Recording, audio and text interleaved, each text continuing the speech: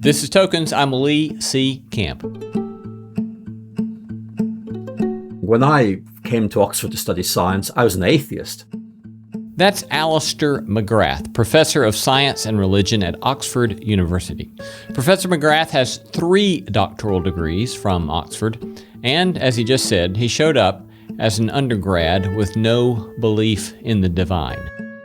One of the things that made me rethink that was reading Einstein.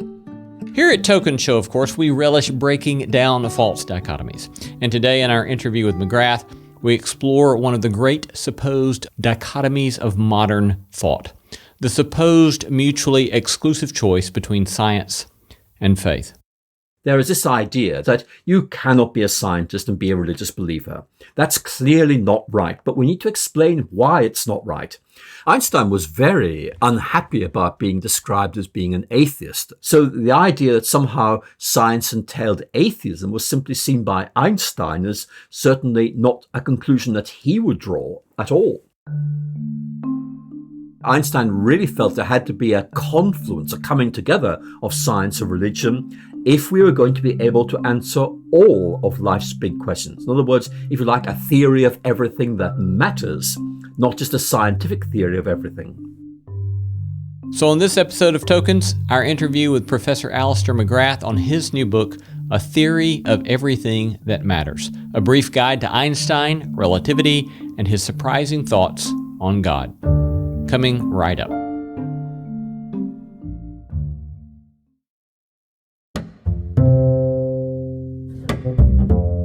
Alister McGrath is one of the world's leading theologians, born in Belfast, has 3 doctoral degrees from Oxford University, 1 in molecular biophysics, a Doctor of Divinity degree in theology, and a Doctor of Letters degree in intellectual history.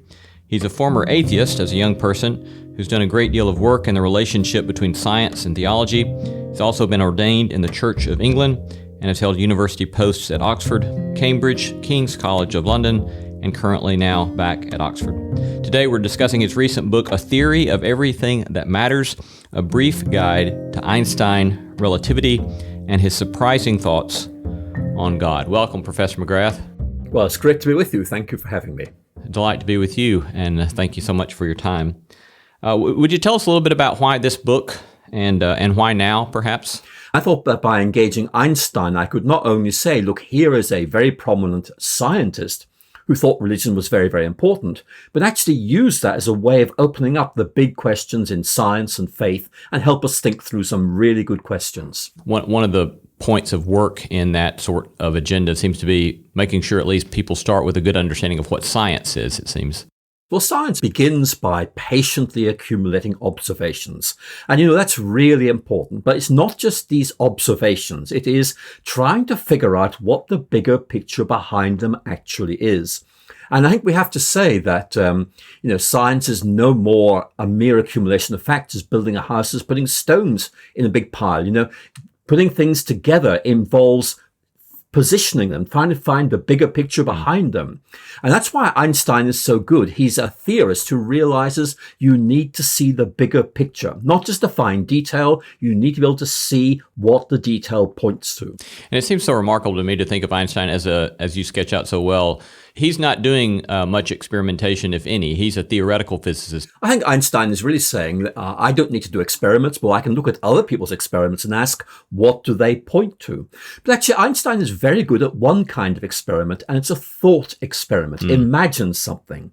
And in fact, one of the ways he used to illustrate his theory of relativity is to imagine somebody on a train. He goes through this and you imagine it, and suddenly you see the point he's getting at. So Einstein is very much not an experimentalist, but an interpretive experiment, saying that's the detail. What's the big picture behind it?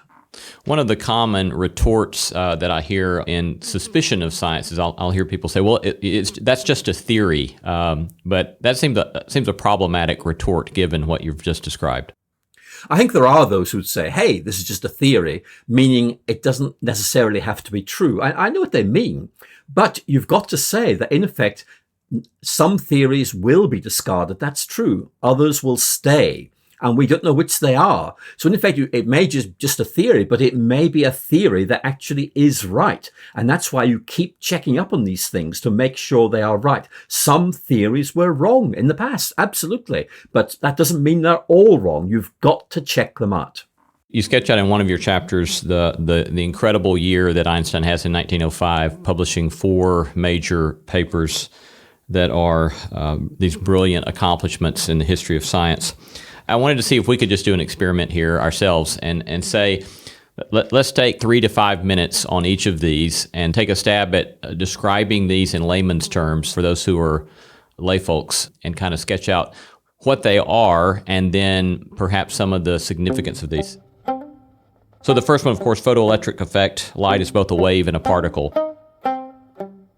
Well, Einstein's paper on the photoelectric effect won him the Nobel Prize. So in many ways, it is the most important of that group of papers. What he's saying is we make this observation that when you shine a light at, for example, metals, it dislodges electrons. But the electrons, curiously, don't seem to depend on the brightness of the light, but they depend on the color of the light. Why is that? And so Einstein began to say, supposing light is made up of, in effect, little wavicles, where the energy is shaped by its frequency, not by its intensity.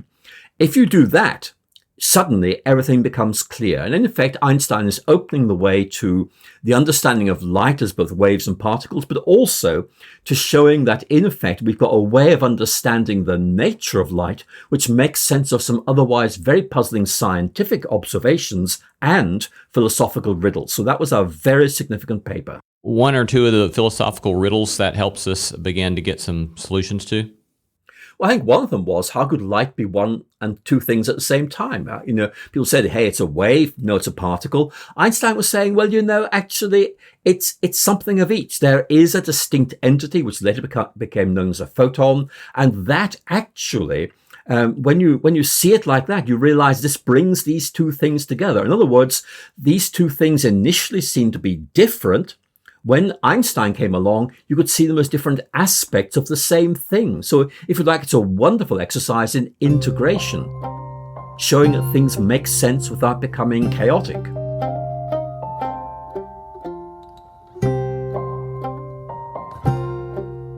The next major paper, his paper on Brownian motion, pointing to the reality of atoms.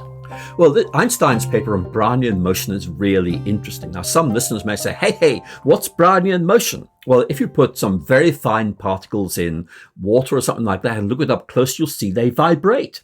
Why? People used to think that, hey, it's because they're alive. But no, Einstein made the point that the reason these particles appear to vibrate is because there are atoms. Water is made up of atoms, and those are vibrating and are transferring their vibrations to these bits of pollen or whatever it is. Now, here's the point. People have been suspicious about these things called atoms. Some said it's just a theoretical construct. It doesn't actually really exist. Einstein says the best explanation of that vibration of small particles is the existence of atoms. So if you like, it's a very powerful indication that atoms were not simply a good idea. Actually, they really were there. Next, his paper on special relativity, consistency of laws of physics regardless of inertial frames. Well, Einstein here is really making what I think is a very important point. He's trying to say that in a very special case, in other words, where things are only moving under certain constraints, you begin to realize that the speed of light is absolute. The speed of light is actually close to 671 million miles per hour. If you could travel the speed of light, you could encircle the entire globe something like 7.5 times in 1 second. That speed is represented by the constant c, the letter c, in the famous formula E equal mc squared. Here's how Einstein makes his case. Imagine you're traveling on a train and it's going at, let's say, 60 miles an hour. The point Einstein is making is that if you shine a light on a train, the speed of that light is the same, even though the train is moving 60 miles an hour faster. That is, imagine you're standing on a platform where you can watch a train pass by at 60 miles per hour. And imagine that you can see a man standing still in one of the passenger cars of the train. His speed, too, would be 60 miles per hour to you. But inside the train, the man's speed, as he's standing still, would be 0 relative to the train. But imagine now that the train passes by again, still moving at 60 miles per hour. And yet this time, imagine that the man is walking toward the front of the train at a normal pace of something like 4 miles per hour. To you, watching from the platform, the man's speed is calculated this way: the speed of the train plus the speed of the man walking. 60 plus 4 equals 64 miles per hour. But to that man, his speed relative to the train is only 4 miles per hour. But here comes the crazy part, by which Einstein begins to blow everybody's mind. Let's go back to the first scenario. A train moving 60 miles per hour, a man standing still in the passenger car of that train, and you standing still on a platform. You can see the train and the man standing still on that train. Now, imagine that the man this time pulls out a flashlight, points it toward the front of the train, and turns it on. Our intuition would lead us to assume that from our perspective, watching the train pass by at 60 miles per hour, that the speed of the light beam would be the speed of light, what we're calling c, plus 60 miles per hour. That the speed of the light beam would be c plus 60. But Einstein says, nope.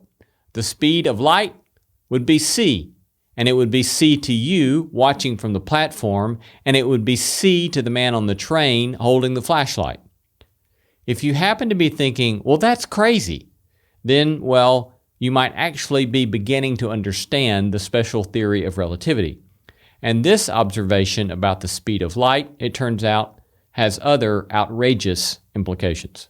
And once you realize that, you suddenly realize actually we have to rethink the nature of time. And that's why Einstein's whole idea of space-time, not space and time, but space-time, is really so important. Now, that paper was actually a limited case study. It's only one example. And he would expand that later in his theory of general relativity, which in effect made it applicable to everything. But it certainly made people rethink. It was very controversial. And there were many who said that he ought to have got the Nobel Prize for that paper, but actually people were not sure about it till much later. I've always wondered in the thinking about special relativity and space-time continuum, when you think of the space-time continuum, are you able to visualize that somehow, or after all your years of study, does that still seem to be a construct that causes some sort of cognitive dissonance that you can't quite get your head around? I think that's a really good question. Can I imagine space-time? Can I imagine multiple dimensions? The answer is I find that very difficult. I'm a very concrete thinker. I'm very used to the world I see around me. But I have friends who say, hey, we can imagine this easily. We can think of up to 10 dimensions. And I'm beginning to wonder if there's something to do with our psychological makeup. Maybe some people can do this and others can't. I find it difficult, but I'm very happy to accept that other people find this very easy. Do you think that Einstein felt that sort of imagination easy, or was it still of a stretch for him as well, you suspect? Well, Einstein used to emphasize how important the imagination was to scientific discovery. And again, think of his thought experiments. He's using the imagination to, in effect, help us to see something that otherwise we wouldn't be able to see. So I personally think that Einstein felt that his theory of relativity offered a new way of imagining what space and time were all about. And then once you step into that way of thinking, you begin to realize there's major implications, for example, for the way in which you understand time.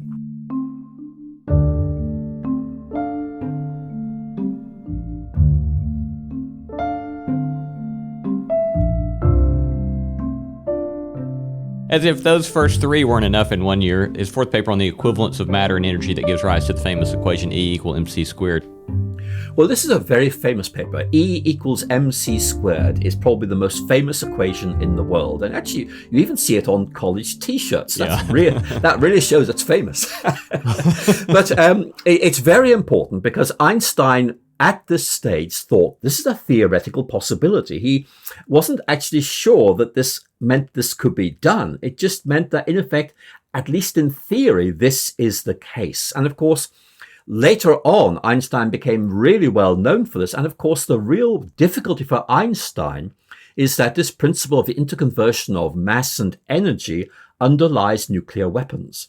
And of course, Einstein later had real anxieties about the fact that his uncovery of this principle could be argued to lead to the atom bomb. I don't think it was his fault at all. I think we need to make that very, very clear. But certainly, there were those who felt that Einstein opened the theoretical doors to that kind of development.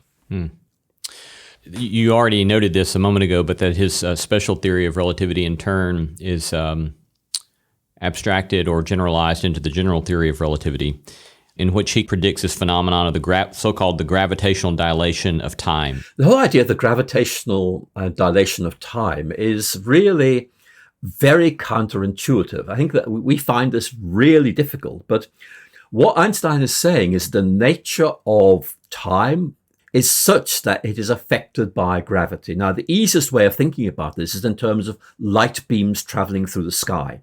We naturally think they just go straight. Well, Einstein is saying, no. In effect, they are bent by gravitational pull. And that's why, in effect, one of the most significant experiments was the observation of some solar eclipses shortly after Einstein published his paper on general relativity, which showed that light from stars behind the sun, which was coming to Earth, were actually bent on the way by the gravitational pull of the sun. That was not predicted at all by earlier theories of the nature of light. And so in many ways, what Einstein was saying is that, in effect, there's this gravitational warping of space-time, which causes light to be affected in this way. Very counterintuitive. So is the idea that what happened during the eclipses was that they compared perhaps a night sky and the layout of the apparent point of origin of light from stars, and then they could compare that with those light beams passing past the sun during the eclipse, because the eclipse has blocked out the blinding light of the sun, and then you could still see the star field behind the sun, and compare perhaps the bending of the apparent point of the light in the sky. Is that the basic idea? That's the basic idea. They took photographs, and what they showed was that the position of the stars that they were looking at shifted slightly when the sun got in the way. And it wasn't because the stars had moved. It's because the light had been warped. Now, it's complicated because if Newton's theory was right, then actually light would be bent by gravity. And Newton acknowledges that. But there's this additional factor. It's bent even more than that because of the gravitational warping of space-time. So in effect, that's the new element that Einstein introduces. Okay. Yeah. And so you worked through this pretty carefully in that chapter showing, was it Eddington perhaps, that gave the different kind of, if it bends this much, then that's Newton. If it bends this much, that's Einstein, and so forth. Yeah. That's right. I mean, Eddington was very important because he said, look, here's what we might observe. If this, it means that Einstein and Newton are both wrong. If it's this, it means Newton's right, Einstein's wrong. If it's this, Einstein's right. It was very, very clear. And people were very impressed when the results showed it was very clear Einstein was right. I suppose that this may be one of the theories that affects many of us on a daily basis. I think that's right. I mean, most of us use GPS without knowing how it works. But if you go into the theory, you have to take into account the diminishing impact of gravity of the Earth on the motion of light as we go further away from the Earth. And GPS does that. It's a technical detail, I know, but it's a very important technical detail. And I think it's something like the clocks run, 45 millionths of a second faster in the satellites than our clocks would on Earth, and that therefore takes account of this adjustment. And we don't know anything about that. We just use our GPS happily. Yeah. But Einstein, in effect, got that right, and we needed to get that right to have GPS. Yeah. You mentioned a moment ago that for Einstein, his emphasis upon the importance of imagination, he's got this famous quote, imagination is more important than knowledge. Fill that out a bit for us. What Einstein is saying is that, if you like, knowledge is there. It's what we know. The question is, how do we generate new knowledge? How do we begin to say, here's another possibility to investigate? And Einstein is really saying that imagination is a tool of scientific discovery. That in effect, it invites you to imagine other ways of looking at the world and then check them out. In other words, in the philosophy of science, you make a distinction between in effect, the logic of discovery and the logic of justification. Logic of discovery is, how do we go about generating new ways of thinking about the world? Logic of the justification, how do we check them out? Einstein is very, very clear. The imagination is really important in generating new hypotheses. Related to this, you sketch out this fascinating description of Einstein's relationship to music and to Mozart, which appears to be, at least somewhat intuitively, to the notion of imagination. Would you talk to us a bit about that? I think Einstein's appeal to the imagination is probably seen at its best in the way that he didn't just listen to music, that in some way, music like Mozart or J.S. Bach made him receptive to something deeper. It's a very difficult idea to explain, but it's almost as if Einstein was tuning into something deep, and music helped him to do it. So there's a famous story his wife tells about how he would come down, have some breakfast, go and play his violin for a bit. He was a great violinist. Go upstairs, and the violin playing would kind of catalyze his scientific thinking. Now, I mean, that seems to me amazing. I mean, how many scientists do you know who kind of play instruments in that way? But with Einstein, that was creating an ambience or a kind of intellectual environment in which the imagination could work, and he could, in effect, see these new ways of looking at our world. Why do you suspect that your observation that so few scientists can play instruments that way, or how have we gotten ourselves into the situation in which the ongoing tyranny, perhaps, of specialization keeps us from having these larger visions of the world? I think it is a concern, and I think it's a fairly recent development, because if we go back to the time of the Renaissance, we find scientists being very engaged with the arts, music, everything. And now that's quite unusual. I think the main reason, I'm afraid, is simply specialization, that it takes so much concentration, so much intellectual energy, so much reading time to keep up with your own field. It's very, very difficult to actually be able to get involved in any others. I wish it were otherwise, but it's so good that people like Einstein are there to, in effect, offer us an alternative. Later in your book, you speak of the ways in which his great quest in the latter years of his life to find some sort of single unifying theory was, in some ways, his great failure. Einstein's great vision was to find a unified theory, a theory of everything, which would account for quantum theory, for gravity, for all these things. And he felt it was within his grasp. One of the reasons he was so excited about the general theory of relativity is that it explained so much, and also not just explained things that couldn't be otherwise explained. Actually, it held together things that people had up to that point thought of as being completely different. And Einstein thought this was a staging post along the way to finding the big theory that actually explained everything. And unfortunately, by the late 1940s, Einstein realized this simply wasn't going to happen. And some of those who knew him felt he was saddened by this. In effect, this was really the failure of an effort, if you like. But I have to say that Einstein came closer to it than anybody else at the time. And I think that we have to give him credit for that.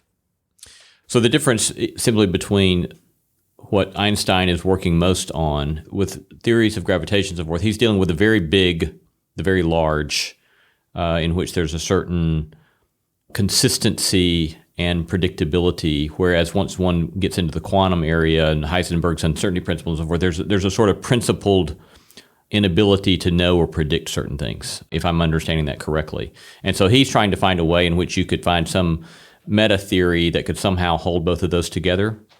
I think the use of the word meta-theory is very helpful here because in effect it implies a bigger theory which makes sense of existing theories. And I think the real difficulty Einstein found with quantum theory is it seemed to be statistics. It didn't seem to be about the laws of nature. And there's a very famous quote, unfortunately it's a misquotation, my God doesn't play dice.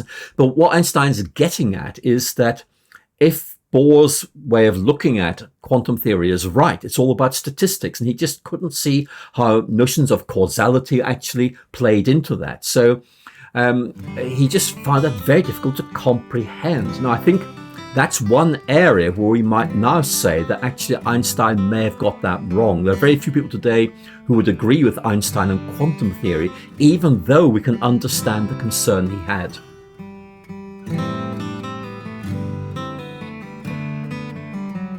You're listening to Tokens, Public Theology, Human Flourishing, and the Good Life. Most grateful to have you joining us. Remember, as always, you can find links, photos, books, and related videos from our extensive YouTube channel, all at tokenshow.com/podcast. And you can catch us for our special public radio episodes on Sundays here in Nashville, 2 o'clock Nashville time, streamed all over the globe. You could listen whether you are standing on a train platform, standing inside the passing train, walking inside that same train, or pointing a flashlight in said train, all by tuning in to WPLN.org at 2 o'clock Nashville time on Sundays. I do suspect, however, that were you traveling at the speed of light, you will not be able to listen in. This is our interview with Professor Alister McGrath on his new book, A Theory of Everything That Matters, A Brief Guide to Einstein, Relativity, and His Surprising Thoughts on God.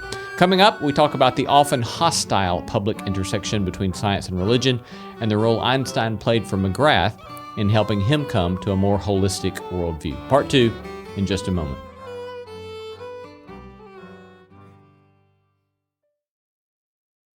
You're listening to Tokens and our interview with Professor Alister McGrath at Oxford University, author of A Theory of Everything That Matters, A Brief Guide to Einstein, Relativity, and His Surprising Thoughts on God. Well, let's turn a little bit about your exploration of the relationship between science and religion and the way in which Einstein becomes a dialogue partner for you in that sort of conversation. You sketch out 3 primary attitudes in Western culture: that of the war, that of two silos, or that of a dialogue. But let's first talk about this notion of seeing science and religion being in a war. I was fascinated that you point to the 1925 Scopes trial here in Tennessee as one of the sources of the perceived antagonism between the two. But talk a little bit about how you've seen this notion of science and religion being at war with one another. Most historians would now say that the idea that science and religion have been and must be permanently at war with each other as a myth, something that's been invented for deliberate reasons. I mean, historically, this goes back to the Enlightenment. It's given a new burst of energy in the late 19th century. And of course, we find it adopted by the new atheism in the 21st century. And I think it's all about saying science is the only form of knowledge. There are other things which are simply about making things up as you go along. And to preserve scientific integrity, we have to fight those who are simply making things up. So a very good example of someone who thinks that science and religion are at war is Richard Dawkins. He would perhaps be the poster boy for that way of thinking. It is, I have to say, very difficult to justify that historically, because certainly there have been tensions in the past between science and religion, but there have also been synergies. In other words, there's no one way of looking at this, and it's certainly not warfare. So I think that that's a very influential media trope, which is always repeated, but actually it's not taken seriously by scholarship anymore. It seems to me that there are a great number of similarities, it seems, between fundamentalists, American fundamentalists, with the militant atheists. We presume that they're kind of polar opposites, but it seems like in many of their presumptions, they seem to be quite similar. You think that's fair? I think that's fair. I have described Richard Dawkins as a kind of secular fundamentalist, and people don't like that because they say, no, you have to be religious to be a fundamentalist. But that's not true, actually. First of all, fundamentalism is about a quest for certainty. There has to be absolutely right. And we find that in both camps. Also, fundamentalism is about, in effect, the in-group and the out-group. There's no in-between group. And again, Richard Dawkins falls into that category just as well. So my sense is that we have two groups of fundamentalists and everybody else is trying to find out where they are in the middle ground. What do you see from your perspective in the UK regarding the apparent rising tide of anti-science? So I'll put that in quotation marks, anti-science among Christians in the United States. We are seeing cultural suspicion of science as a whole increasing, and that's causing concern. There's a concern that scientific experts are having too much control over our lives. And I have to say, I know what the people mean by this, but nevertheless, science is a tool of investigation. And when it's used well, it really can help us. It doesn't answer all our questions, but nevertheless, it needs to be taken seriously on its own terms. Well, my problem with Richard Dawkins is that by exaggerating the power of science, he plays straight into the hands of those who want, in effect, to critique science. Overstatement doesn't help the case at all. What do you suspect is precipitating this sort of rise in anti-scientific posture? I think certainly in the United Kingdom, there are two things going on. One is growing suspicion of experts. In effect, who are these people who are telling us what's right and what's wrong? And there are scientific experts, there are political experts and so on. People are just suspicious of the whole social category of experts as a whole. So that's part of it. But I think there's also a sense of betrayal. Let me explain what I mean by that. There's this feeling science promised us so much, but actually it hasn't delivered. Do you have at hand any sort of criteria or suggested best practices for lay people in thinking through assessing sources and thinking critically? I think what I would say is that science is about not here is a body of data that is right. It's much more here's a way of thinking that delivers results that can be trusted. But actually we constantly review those results and they may change over time. So very often in high school, people are taught that science is about this set of fixed beliefs. It's not really. It's about the application of a method, and its applications may lead different results at different times. And I think it's hard for people to grasp. What I would say is that culturally, on the whole, you can trust scientists, except where they stray beyond their area of competence. For example, if they're shaped by economic factors or political factors or religious factors, things can begin to go wrong.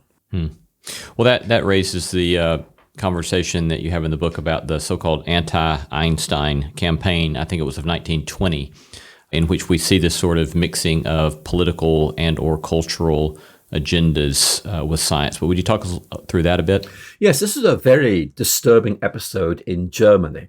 Einstein was a Jew, and by the early 1930s, Einstein was very, very famous because of the theory of general relativity. For some reason, we don't quite understand the dynamics of this, but basically Einstein fell out of favor and was very quickly labeled as representing Jewish science because he was a Jew. And Jewish science in Germany was seen as hyper-theoretical. It didn't do experiments. It thought about other people's experiments. And so a lot of German scientists say that the authentic way of doing science in Germany is experimental.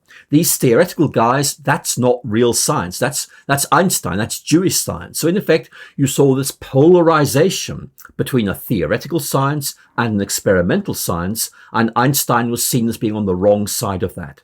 So if you like it, here is a racial or religious or a cultural division.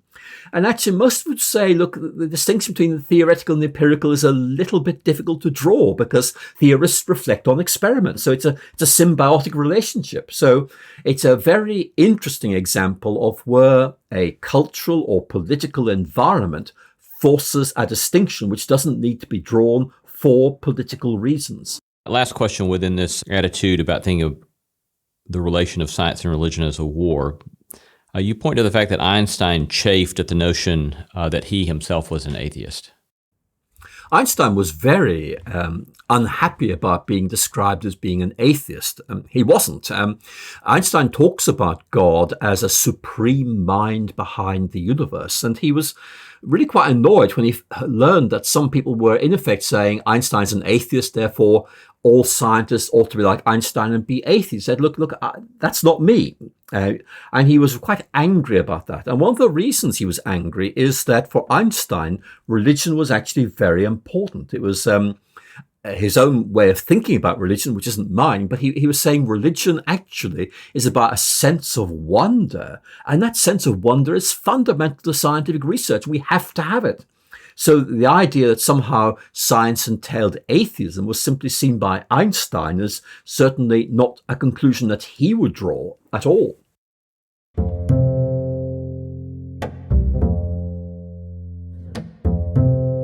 The second attitude that you sketch out that's common in Western culture is this of different silos.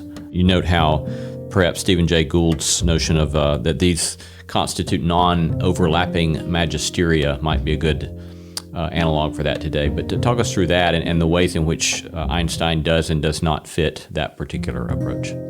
This idea of science and religion, in effect, being in different silos is quite influential, especially, I have to say, on academic campuses, because, in effect, it is about avoiding conflict by avoiding interaction and avoiding discussion.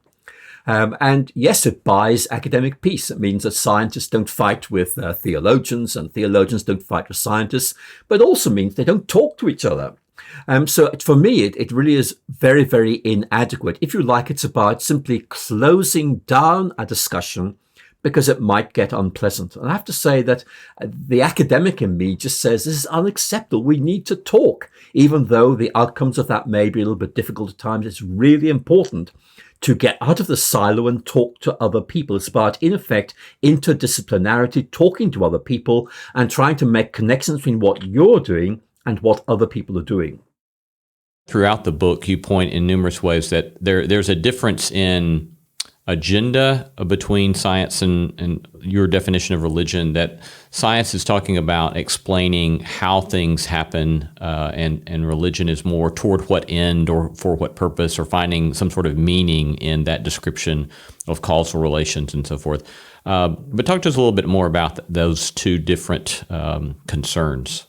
I think it's always difficult to try and reduce science to one point and religion to another point, but I think it's helpful in some ways because it means you can look at the same thing, the same process, and approach it at different levels. And science is very much about how does this actually function? What's the bigger picture which helps to understand why this works?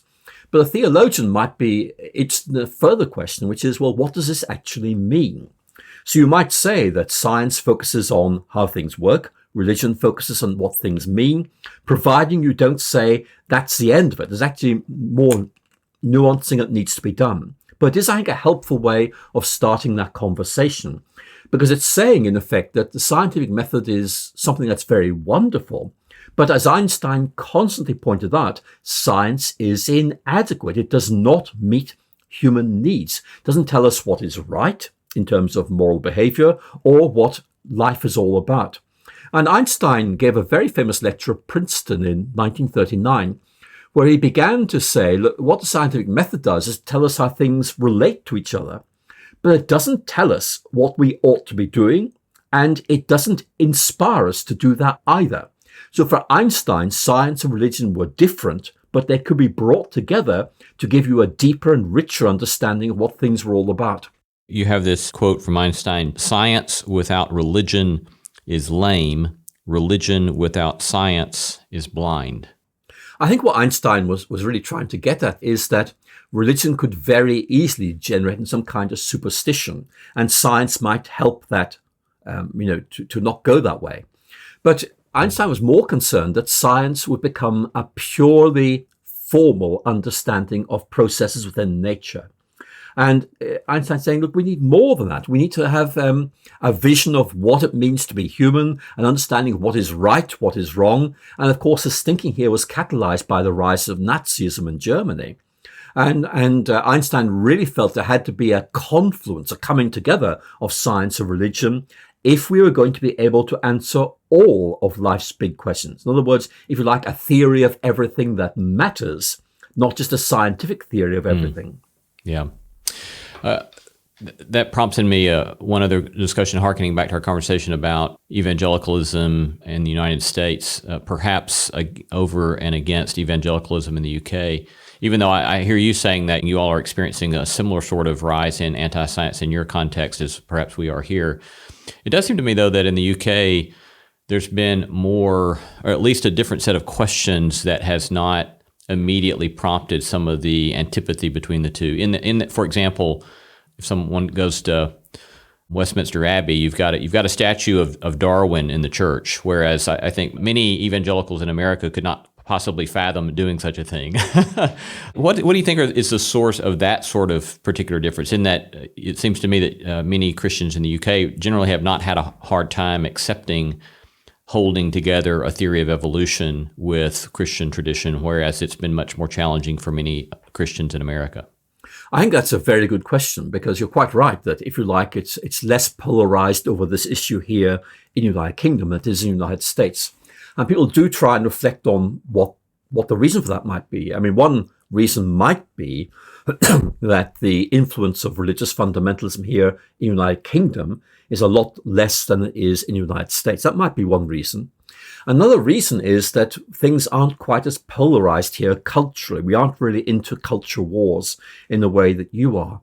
But I think one of the reasons simply is that we have so many active scientists who have either religious belief themselves or have sympathy with religious belief, and therefore are interested in constructing dialogues or bridge building across disciplines to try and make this clear. And I think that is quite a significant element in understanding the difference between these two cultures.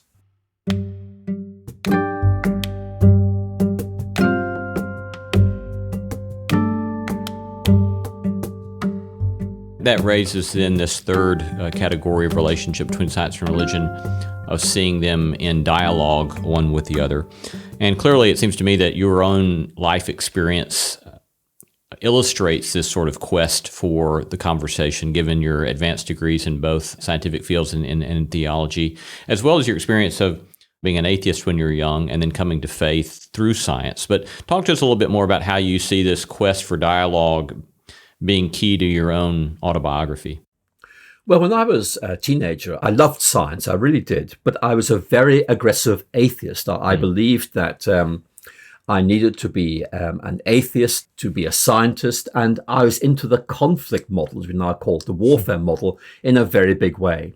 And then began to realize that actually this was wrong, that actually history didn't justify it.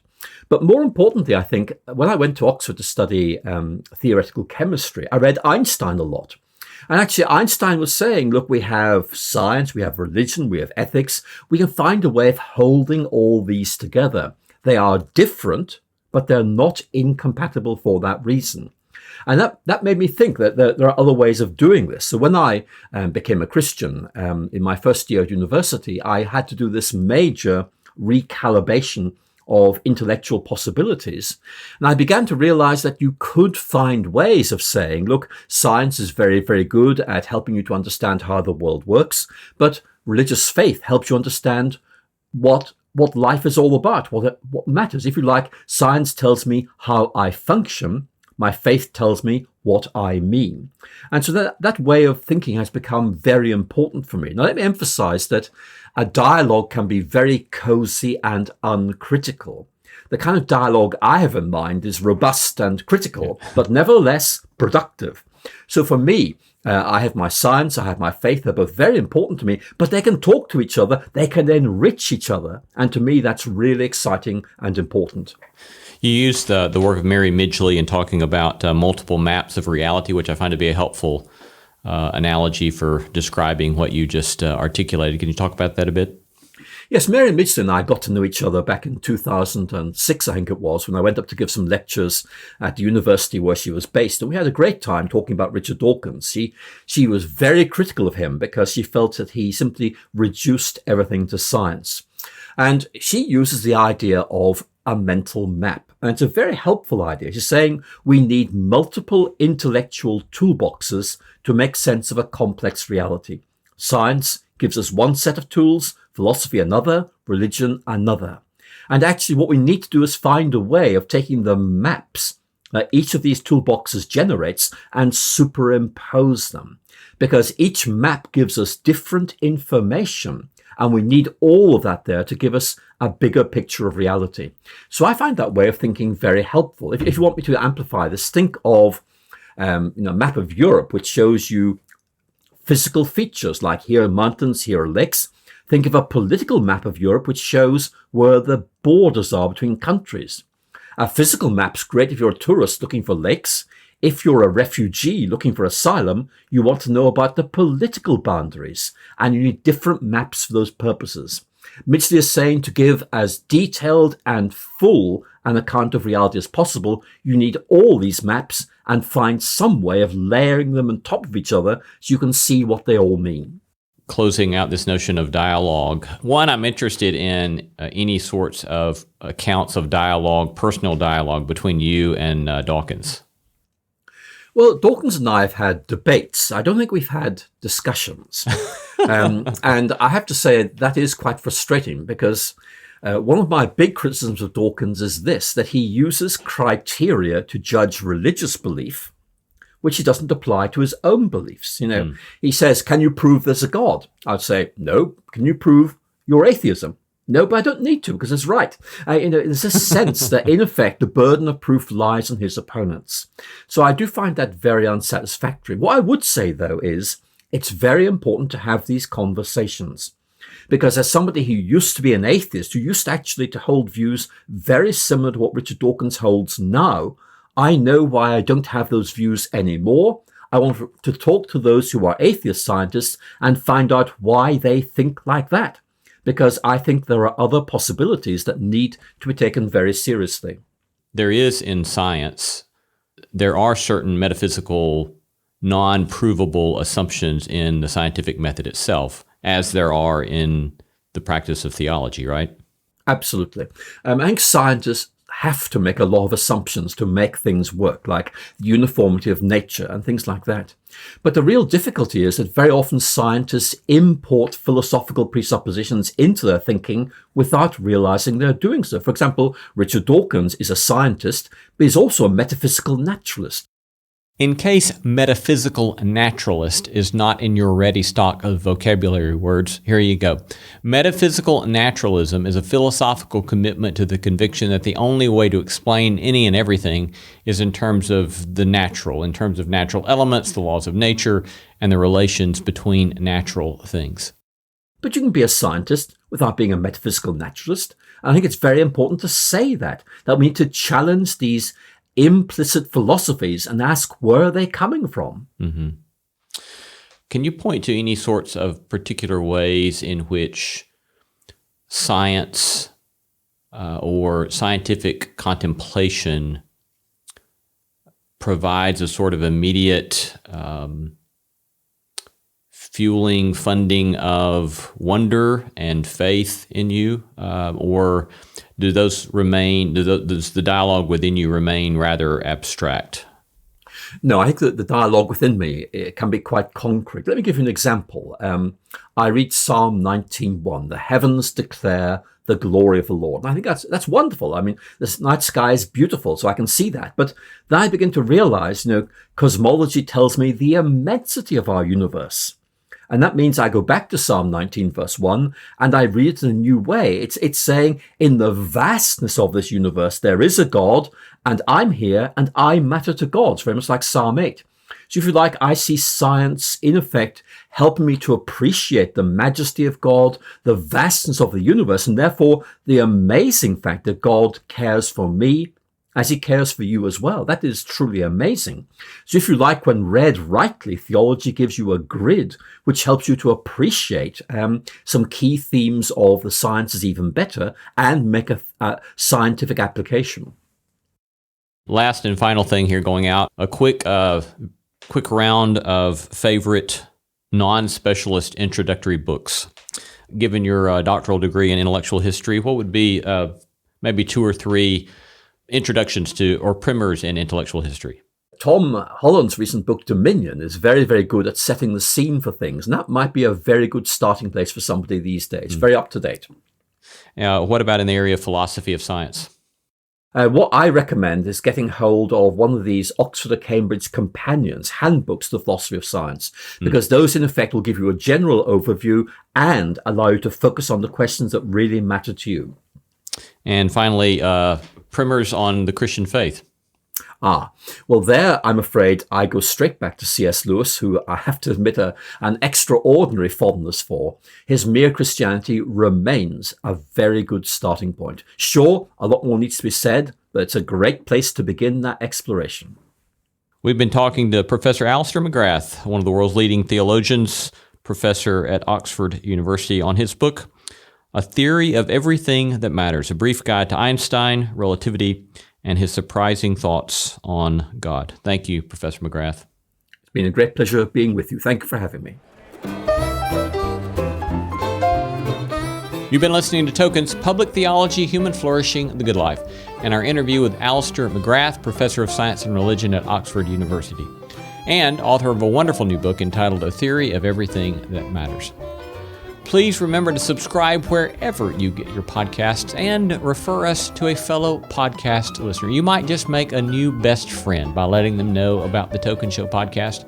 Do you have feedback? Well, we'd love to hear from you as well. Email us, text, or attach a voice memo and send to the address podcast@tokensshow.com. We always love it to hear from you, so we would love for you to send us a message. And we'd also love for you to go over to Apple Podcast, give us one of those 5-star reviews, and write us some nice notes on the review board over there so other folks as well might come join us. Our thanks to all the stellar team that makes this podcast possible. Executive producer and manager Christy Bragg of Bragg Management. Co-producer Jacob Lewis of Great Feeling Studios. Associate producers Ashley Bain, Leslie Thompson, and Tom Anderson. Our engineer Carriot Harmon. Production assistant Kara Fox. Music beds by Zach and Maggie White. And our live event production team at Stonebrook Media, led by Phil Barnett. Live performances by the most outstanding Horeb Mountain Boys, led by our intrepid music director, Jeff Taylor. Thanks for listening, and peace be unto thee. The Tokens Podcast is a production of Tokens Media, LLC, and Great Feeling Studios.